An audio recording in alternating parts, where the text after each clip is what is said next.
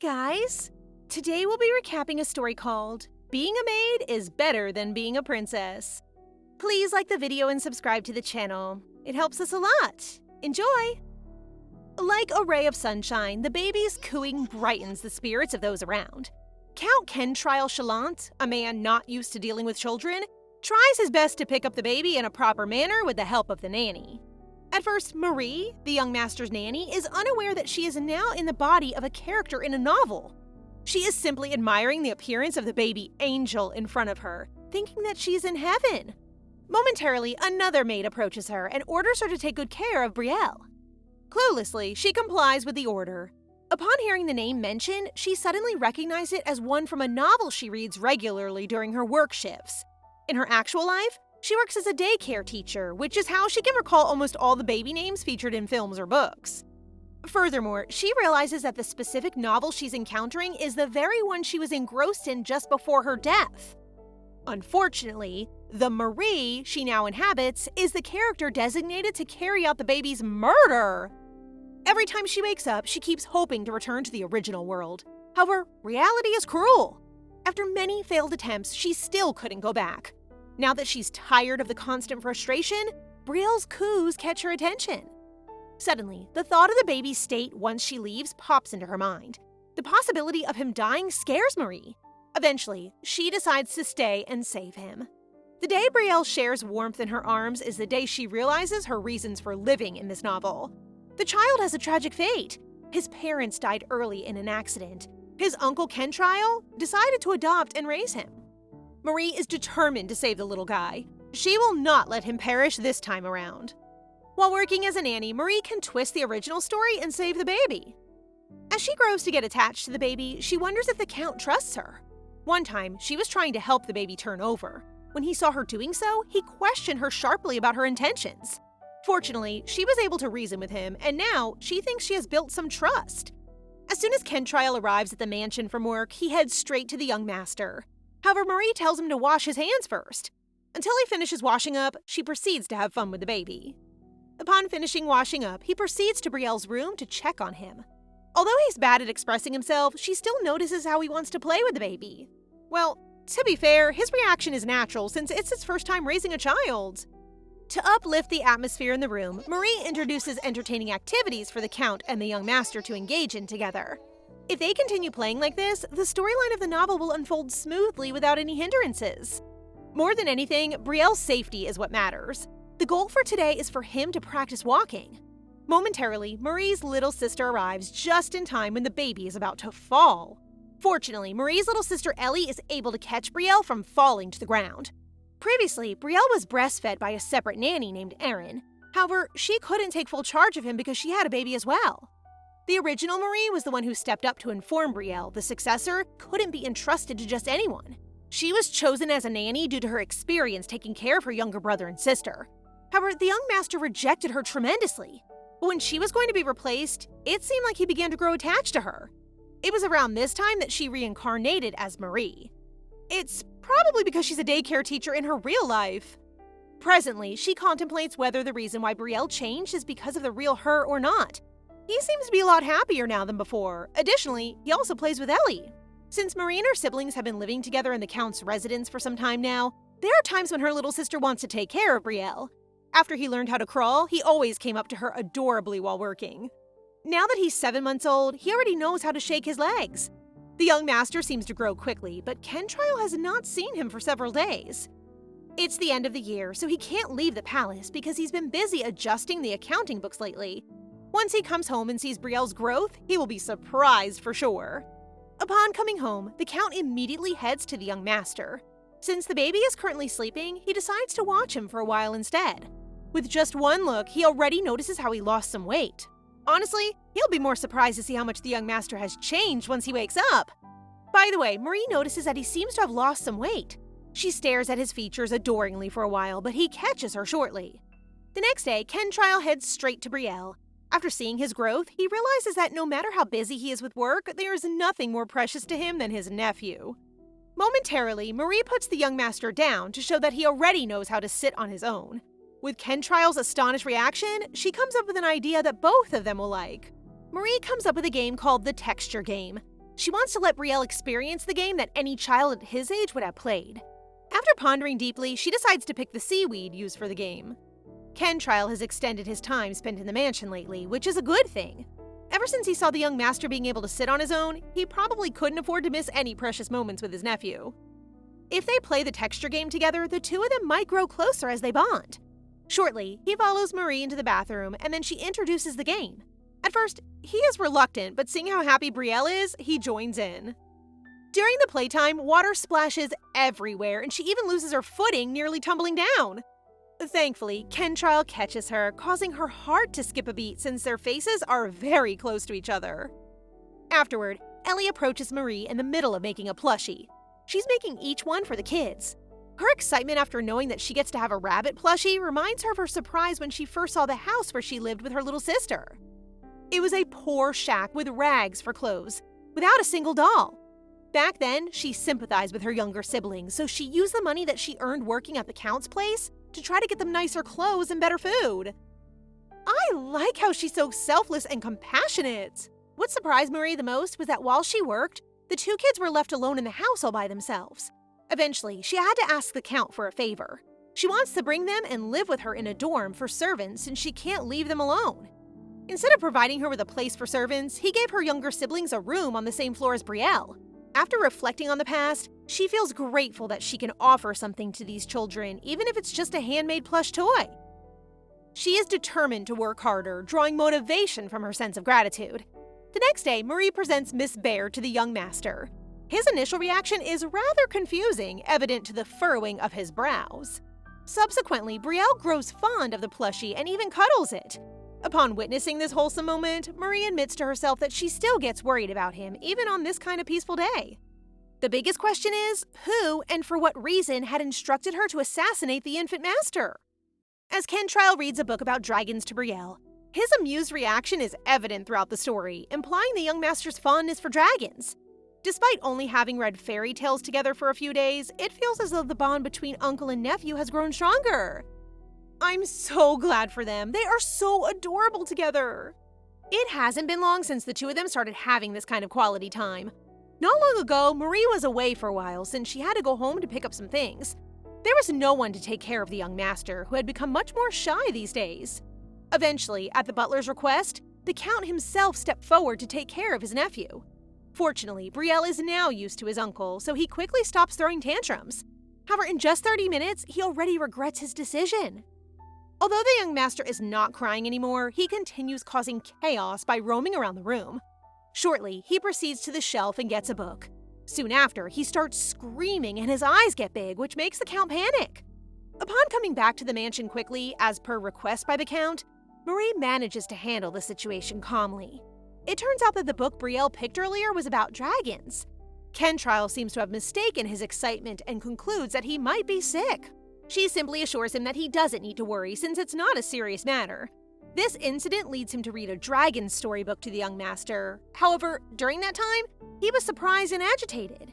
Even though she knew why he reacted that way, she simply passed by with a smile to pretend not to notice his agitation.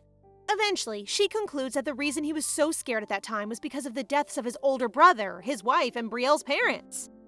Although it wasn't described in detail, it is written that an accident occurred on the way when they were coming to see the Count. Briel almost passed away like his parents.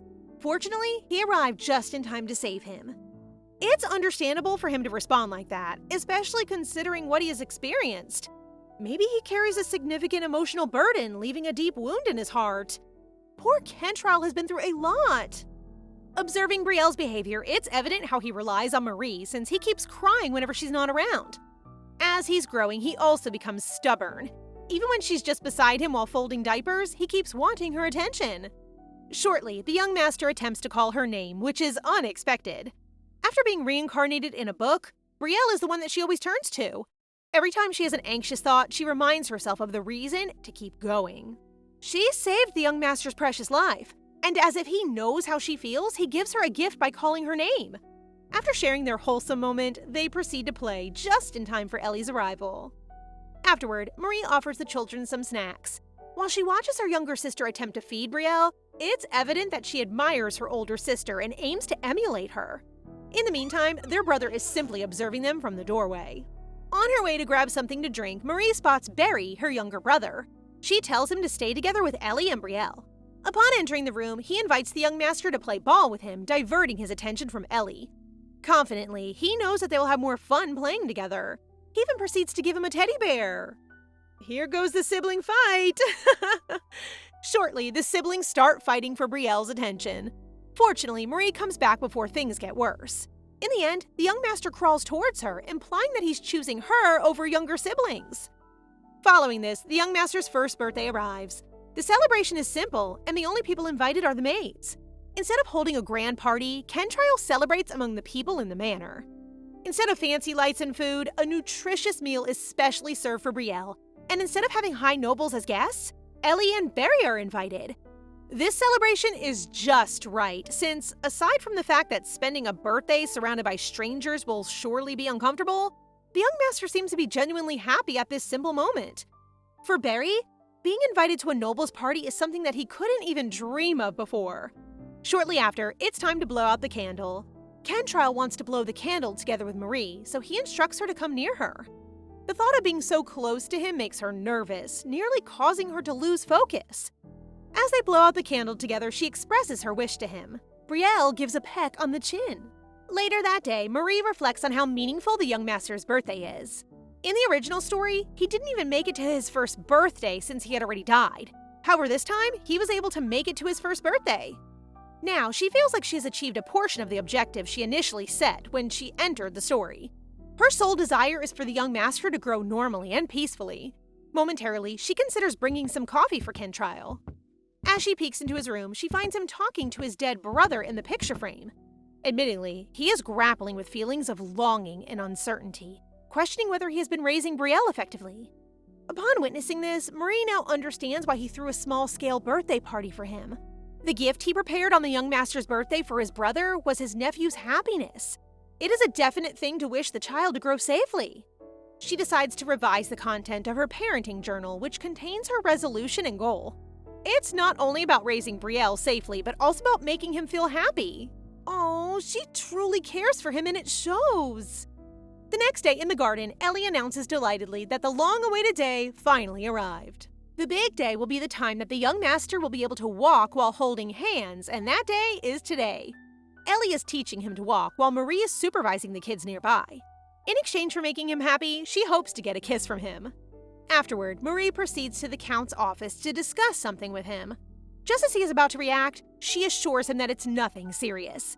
She simply expresses how it would be nice for Briel to have friends his age. However, she's uncertain as to what nobles do to have their children meet other nobles' children.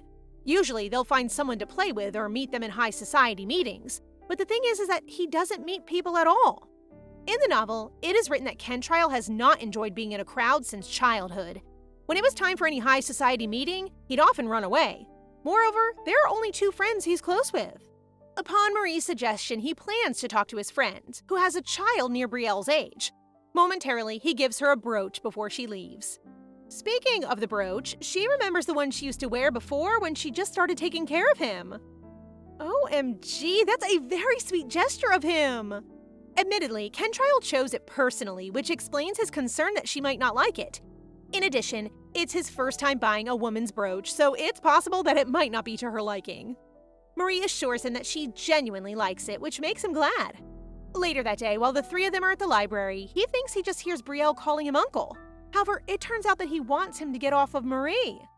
The adults are currently selecting a new book for the young master. Since he has already heard a lot about dragons, they decide to find a different animal book this time. But seeing his reaction, it seems like he only wants to hear about dragons. Since there aren't any other children's books on dragons, Marie suggests making one on their own. Soon after Briel falls asleep, they decide to draw for him.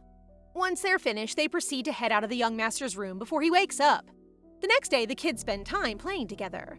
However, Ellie and Barry end up fighting each other again as they try to win Brielle's favor. They only stop fighting when he mutters the word stupid, which catches them off guard. Where did he learn that word? As the kids continue to win the young master and take sides with each of them, Barry feels upset that he chooses to take sides with Ellie despite scolding her for teasing him. Meanwhile, Marie and the Count are showing off each other's drawings. He teases her for her bad drawing, but also decides to keep it for his collection. Subsequently, He shows off how good he is at drawing in a joking manner. Now that she thinks about it, the Count has always been in first place on the stewardship exam until now.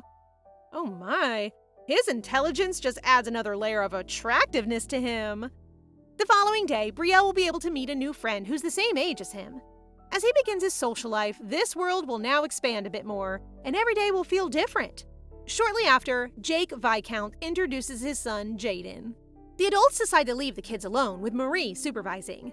At this age, children usually like toys, so it would help them get along well. However, after a few minutes, they already start fighting over dolls. No, sad. I was looking forward to their friendship. It turns out that Jaden likes Brielle's favorite doll. However, no one is allowed to touch it except for Marie, Ellie, and Barry. It seems like his first attempt at making friends failed. Fortunately, today passed without any serious incidents. However, there is still one big problem remaining. There were already hidden funds in Marie's house. It seems like she had already received an assassination request for Briel before. She has been closely observing the surroundings for a while now, and there are no suspicious signs so far. After some time of contemplation, she plans to tell the Count that someone is targeting the young master. However, she doesn't know where to begin yet. Momentarily, he catches her awake at this late hour. The Count is clearly worried by her sudden presence. He quickly asks if something has happened to Briel. Marie eases his worry, clarifying that she only wants to speak with him.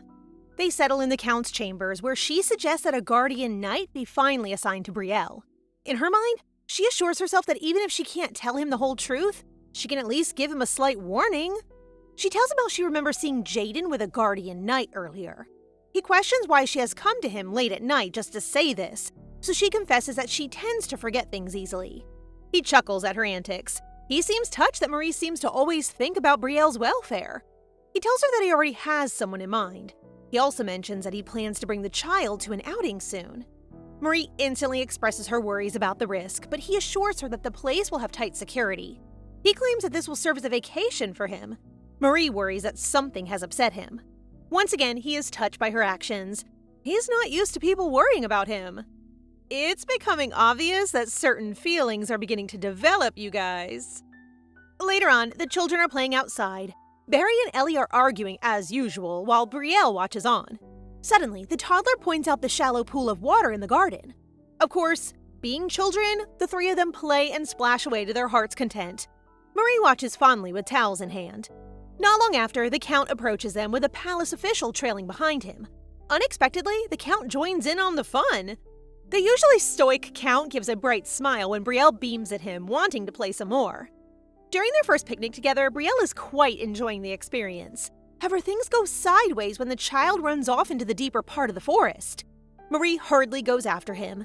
Turns out he was running after a rabbit this whole time. Suddenly, Marie feels like they're being watched. She quickly alerts the Count, so he orders his people to search the area.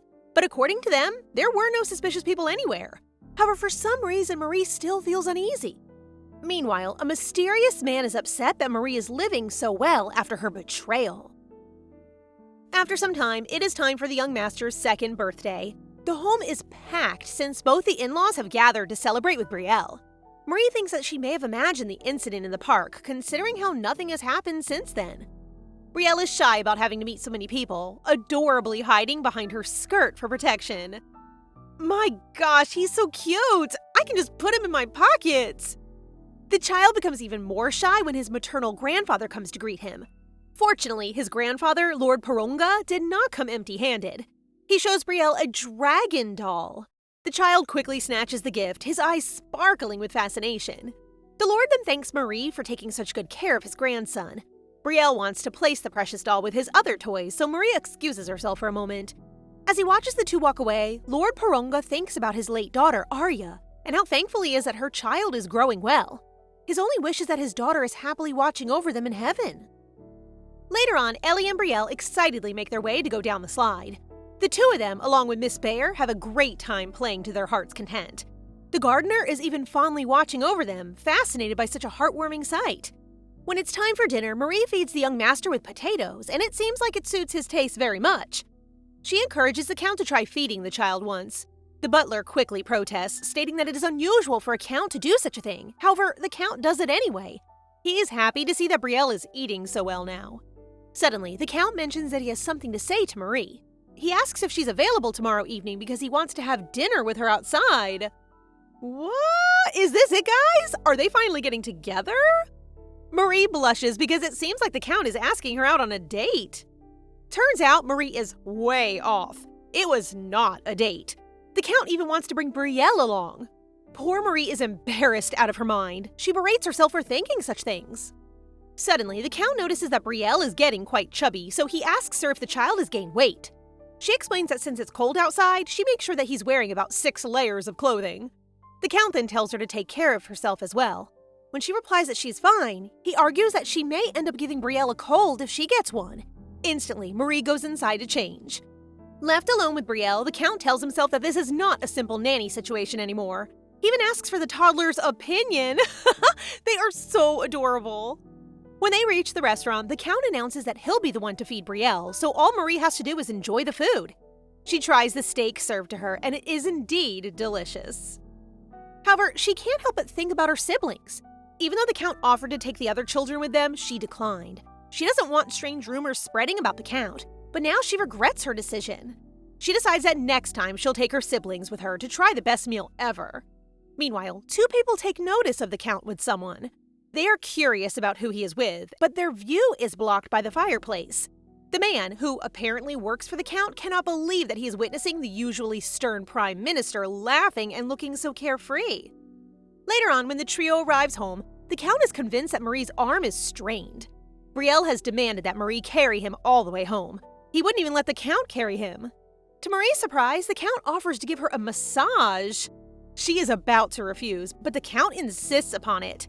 While she is sitting down as the Count is massaging her shoulders, Marie asks him about his time in the Knight's Order. As a second son, he has to enter the order. However, he has to quit early. When she asks him why, he remains silent. He then changes the subject, mentioning the need to call Briel's tutors. Marie is then reminded of Briel's 2nd birthday when the toddler wanted to know more about ants. Full of curiosity, the child asked her endless questions she had no answer to. He is already at an age where he will ask why to everything. She decided to drag the Count into the whole mess by telling the child that they could go ask him. The Count was initially happy to hear the child calling out to him, but when the why attack began, he turned white in an instant. At present, the Count tells her that he's able to hire a genius to be Briel's tutor. Later on, Marie is on her way to the young master's room when she hears screams coming from his room. She panics and swiftly opens the door. She finds the child and his tutor in the room. Turns out the master is perfectly fine. The man was just trying to teach Briel letters, but he suddenly shouted. A little early on, Briel's tutor, Duchess, wants to improve his concentration. So, to make him more interested in studying, he suggested that they will try writing the Count's name. However, the child insisted that they should write Marie's name instead. The tutor began thinking that the child's nanny seemed like an amazing person and that she was even kind of cute. Out of nowhere, as if sensing his thoughts, Briel threw a tantrum. The child demanded that he go away. What is this? Can Briel read minds or something? As they sit down to discuss the young master's behavior, Briel is clearly shielding her. Marie thinks that the young master is just not used to being away from her. The tutor asks her if there are words that Briel doesn't like, but there isn't any. They spend the rest of the time discussing Briel's likes and dislikes. Later on, Briel is happily playing with Barry. The boy is strong enough to carry the toddler around, something that Briel enjoys. Ellie, wanting to play with Briel as well, shows the child the flower crown she has made for him. Marie watches on, happy that instead of getting jealous of each other, the 2 children find a way to play with the young master. She wants to look for a way for the 3 of them to be able to play together.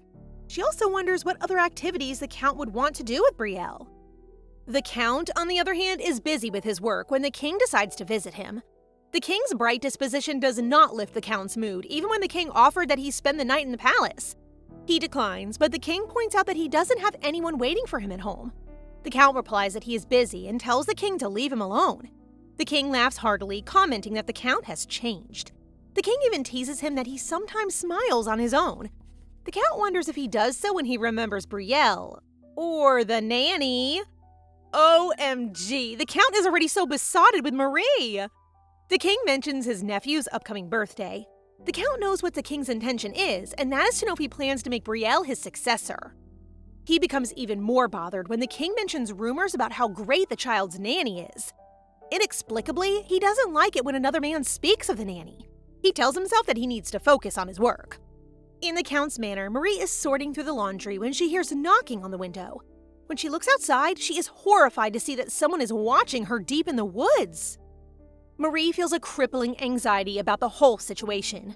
She fearfully calls out to whoever is watching her, demanding to know who they are. However, the person vanishes in a blink of an eye. In the past, Marie had deliberately abandoned Ellie, only bringing Barry along since a boy is considered useful. Poor Ellie had to be taken care of by the neighbors when she was left all alone. Marie took all the valuables and money from the house and ran away.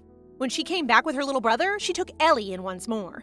This time, she made them eat more food than they could take, all because she needed to make them look well taken care of if she wanted to get the nanny position at the Count's residence. Marie went into debt due to her expensive lifestyle. However, after failing to run away and running out of money, she desperately needed a way to get money. In the original story, a dark hand approached Marie. At present, Marie wonders if the same person she saw earlier was the one who approached the original Marie. Suddenly, like a ray of sunshine, Ellie appears beside her, asking her why she's out in the rain. Briel even brings out a towel for her, offering to wipe her himself. But Ellie, being taller than the toddler, ends up the one doing it. Marie feels relief since she is definitely not alone because of the kids. Later on, she tells the Count of what happened. At first, she thinks that he will not believe her since she was the only one who saw the mysterious person outside. To her surprise, he believes her instantly, even mentioning forming a knighthood to increase their protection. Marie wonders why the Count does not doubt her, but she is grateful that he trusts her. The Count, on the other hand, is still thinking about what he felt earlier when the king mentioned Marie. He doesn't understand his reaction at all. More than that, he wants to know the identity of the person who keeps hovering around. Briel is behaving strangely these days. He keeps throwing random tantrums and depends on Marie more than usual. The time has come for him to start learning proper meal etiquette on his own. She thought that now that the young master was rapidly growing, he would stop acting like a baby. However, she seems to be mistaken. But when she thinks about how Briel will eventually not need her help, she can't help but want to indulge his cuteness now when she still can. However, even though she accepted most of his tantrums, she can't help but feel like some of his behavior is a bit too much. The child seems to always want her to stay with him, asking her to do the most random things for him. Marie decides to inform the Count about the situation. She tells him how Briel has been behaving strangely. To her surprise, rather than being curious about his nephew's peculiar progress, the Count seems flustered. She asks if he is feeling unwell, but the Count blushes even more intensely. "Why are you being so unfairly handsome, Mr. Count? Stop it!" Marie asks if he has something in mind. The Count finally replies, telling her what Briel is doing is a cute protest. Apparently, the young master has confronted him earlier, asking him if he still didn't have a lover. If that wasn't surprising enough, the child then demanded that he must not marry until he grows up. The butler then explained to the confused Count that the young master had a conversation with his little playmate earlier. He was sulking because he claimed that his uncle was good at everything. He didn't like that Marie thought so as well. The child wants to be someone who is good at everything too. His playmate, Jaden, then mentioned that his father told him that Briel's uncle is great at work, but he can't do love. Jaden explained to him that if his uncle ever got married, his new wife would send his nanny away. Briel is horrified. This is why he demands such a thing of his uncle. The Count accidentally promised not to get married. What he doesn't understand, however, is why did he think about the nanny when the word lover was mentioned? Later on, Marie and Briel, along with some guards, are shopping for gifts for Ellie. Marie is still anxious since the threat against Briel has not been eliminated yet. She is almost certain that the presence she felt at the Count's house is the same person who ordered her to kill Briel. The day she was in an accident before arriving in this world was the day she was about to read the side story of the culprit. However, she did not get a chance to read it. This is why she doesn't know who that person is. Suddenly, she sees someone pass by her. She feels an inexplicable unease, especially when she sees the person holding onto a sword. She clutches Briel closer to her, horrified for some reason. Why is that person here? That man is known in the story as Derek, the one who wields the longest sword in the kingdom. In the original story, he is known as the loyal subordinate of the villain, Kentryle, aka the Count. The man willingly cuts down the Count's enemies without hesitation. Marie doesn't understand why he's in the capital. She is fearful of this new development. She has thought that they escaped the original flow of the story since Briel is still alive. The young master notices her anxiousness and calls for her attention. Seeing the child so worried, Marie assures him that everything is fine and that they should head back to the mansion. She can only hope that the Count did not call on Derek like in the original plot. Turns out, The Count is the one who summoned Derek. He informs the man that he believes that the death of his brother is by no means an accident. Early on, he was gazing at his late brother's portrait when he noticed that there was a piece of paper behind it. Whatever information was written on it had convinced him that the tragic fate of his brother and his wife was deliberate. He tells Derek that what he will ask of him is dangerous. He asks him if he will stand by his side and fight for him. Derek kneels before the Count, offering his mighty sword to him. He says that the Count has always been on his side when he was in trouble. He will stand with no one other than him. Time passes by, and it's time for Brielle's 3rd birthday. The Count certainly does not intend to save any expense. The party is even grander than the last one. The Count has invited the most important people in the kingdom and even wants to share the birthday banquet with the people of the territory. Naturally, since lots of nobles have been invited, rumors will surely spread. They are already talking about how handsome the Count is, as well as the possibility that he is considering naming his nephew as his heir. The Count goes to Brielle's room to fetch him. The little boy is dressed adorably formal. The Count even invites Marie to join them for Brielle's presentation. However, Marie refuses to participate, promising to go with Brielle next time. It's impossible for the young master to appear holding his nanny's hand during such an important day. The Count of Kentryle is announced together with his nephew. Brielle looks extremely nervous to be in front of a crowd, so the Count offers to take his hand and together they walk on. Meanwhile, Marie is observing from the top floor. She is glad that she is able to raise Brielle safely. She feels satisfied with her position. Later on, Marie is outside in her night clothes. The Count happens to see her there. He places his coat around her shoulders, telling her how cold it is outside. Such a gentleman! He sits beside her and tells her how Brielle went off to play with Jaden once the introduction was over. The little boy is now dozing off. The Count then notices that she's drinking on her own, worried that she may fall down the stairs if she has too much. Marie unwittingly boasts about how strong her tolerance is, making the Count laugh. Seeing him so carefree, Marie remembers how he looked in the novel when he vowed to get revenge for his family. A far cry from how he is now. Determined, she promises that they will protect Brielle no matter what. The Count is taken aback, but he agrees. He is transfixed by her bright smile. He is so grateful to her for always caring for his nephew. He couldn't have raised Brielle alone without her being his strength. He wonders if he'll ever be able to express his feelings for her. No, the relationship between these two is so precious. On a sunny morning, while enjoying his peaceful day, Kentryle notices someone approaching. A woman with black hair walks gracefully towards him, together with 2 other women who seem to be her maid. It's the Queen! He bows down and greets her formally, but gets an informal greeting in return. He looks at her with piercing eyes, warning her to not call him by his name despite being relatives. But regardless of those remarks, the Queen doesn't seem to be bothered. She brushes it off and asks about Brielle instead. Kentryle shares that Brielle is fine. Suddenly, the Queen's mood changes, expressing how she feels for not having children of her own. Kentryle tries his best to assure her that her time will come. The Queen then asks about his love life. It seems she hasn't heard any news of him getting married, and she's more than willing to set him up with her friends. However, it seems like Kentryle isn't interested in it yet, and he already chose Brielle to be his heir.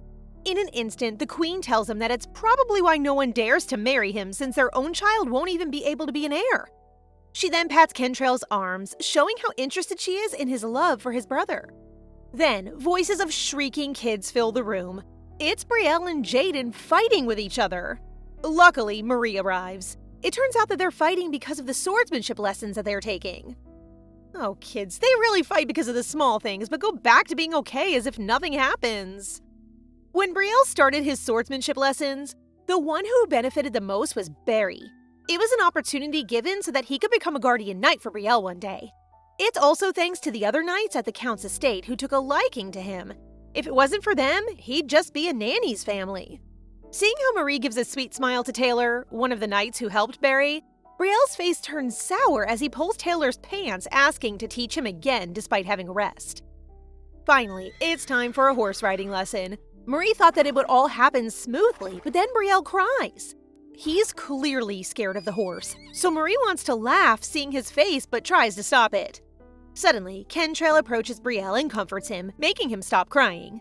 He rides together with Brielle, hoping he can teach him as he reminisces his memories with his older brother back when his older brothers taught him how to ride a horse. And it's happening again, but right now, he's the one who's teaching his older brother's son. Seeing what's happening in front of her, Marie can't deny how lovely the two look. As she's enjoying the view, a horse suddenly approaches her as if it took a liking to her. Taylor tells her that he likes her. He even offers to teach her to ride the horse, which she gladly accepts, given that she has always wanted that. As he guides Marie in riding the horse, Taylor can't help but blush, feeling something within him.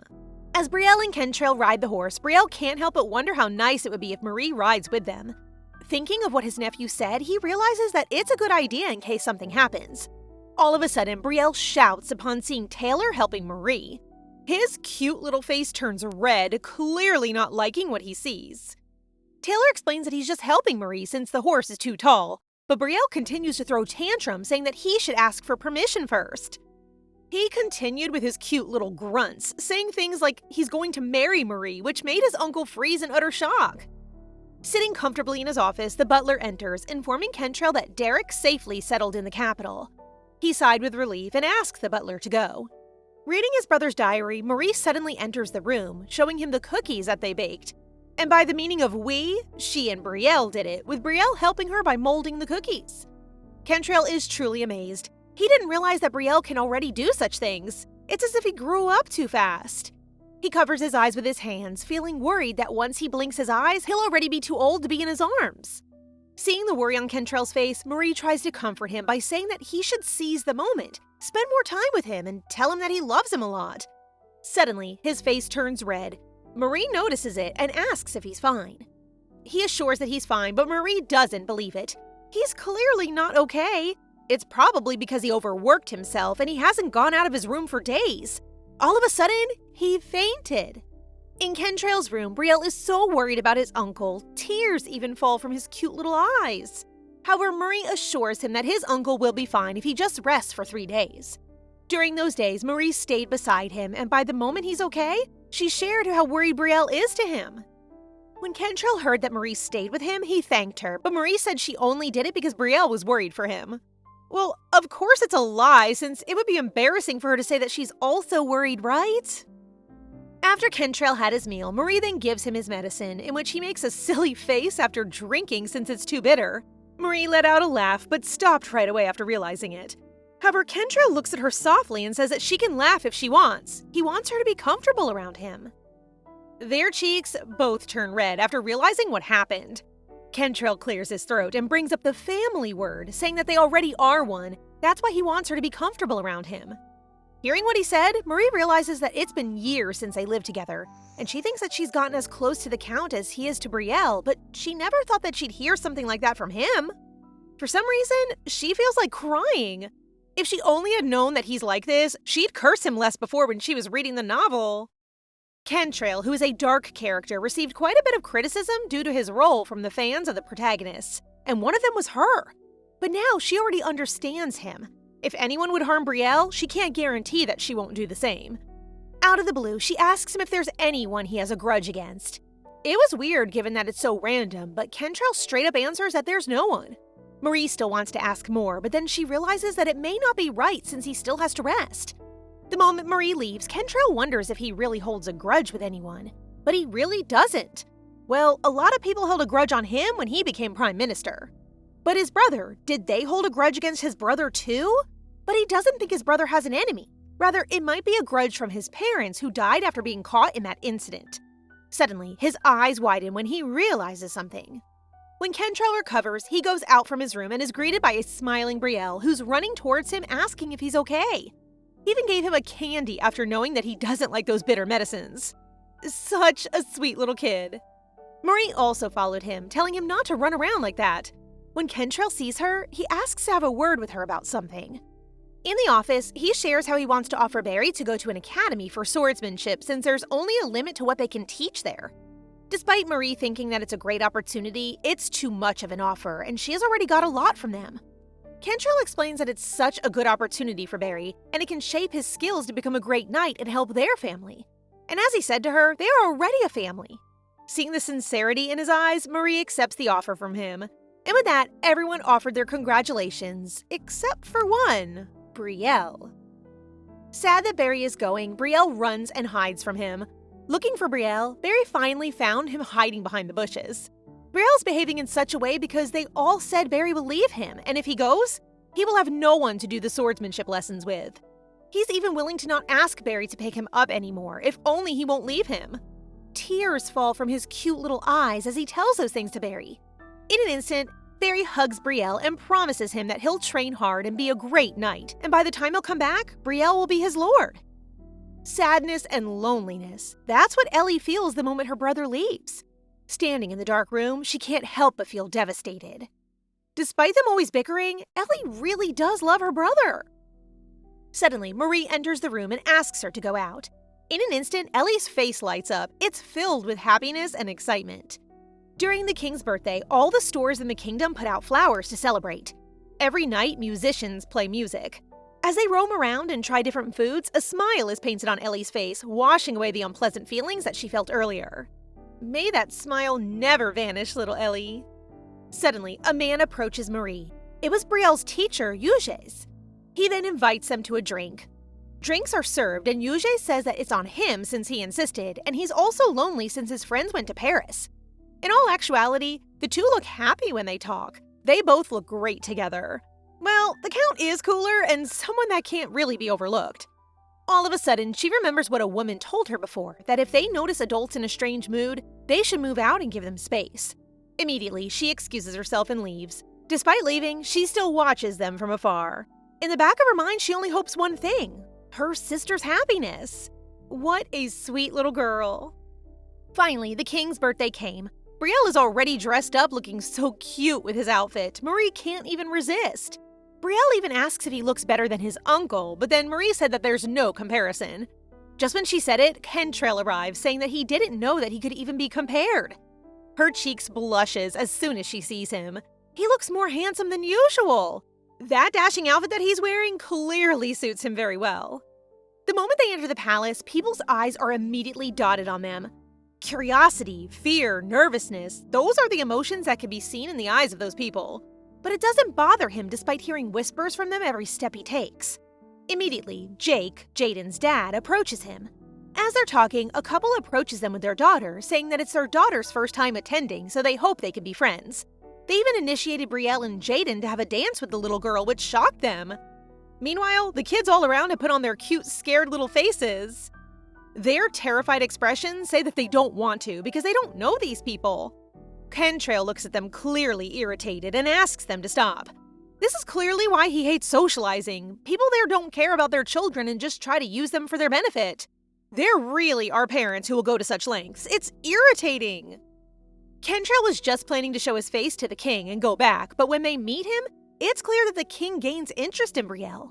Seeing that Briel is amazed with his crown, the king asks him to come closer, and suddenly he picks him up and makes him sit on his lap.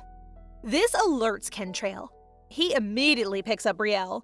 The fact that the king, who has no brothers and sisters and has never seen an heir, favors a noble child, it may soon have a meaning, especially when he embraces Briel, a distant relative of the queen. It is an incident that could cause quite a stir among the nobles. After that, an angry Kentryle left the palace without saying goodbye, and for days he refused to go to work. The absence of him, a capable prime minister, would put great pressure on the king. During those days, he spends it with Briel, Marie, and Ellie. They go around the kingdom. People even think that they're family. Well, they look good together, that's probably why. Smiles are painted on their faces. All of them are clearly happy and are enjoying each other's company. But will that happiness last when danger still lingers around them, waiting for their favorable time to attack? No, please, they deserve happiness too! Sitting in his office, the butler enters the room to give Kentryle the invitation for Briel. The butler once again asks if they don't want to go. Kentryle makes a silly face and asks the butler if he was influenced by Marie's extreme behavior, because if he was, he should have stopped Kentryle when he put a condition on accepting an apology. Speaking of an apology, the butler never thought that he would demand the king to let every child in the capital sit on his lap as a condition to work again. His way to stop the rumors from stirring up is absolutely hilarious. Well, the king really did that, but still, Kentryle's still thinking about working at the palace again or not, since he's enjoying his break these days, even though he still does the chores. Suddenly, he asks about Briel, so the butler informs him that he's with his tutor. Then he asks again, but this time about Marie.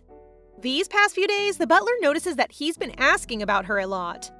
When he replies that she's at the terrace reading a book, he quickly stands up, saying that it's time for him to read the newspaper, despite finishing it in the morning. When he arrives at the terrace, he sees Marie peacefully sleeping on the chair. He then asks the butler to have the maid cover her with a blanket.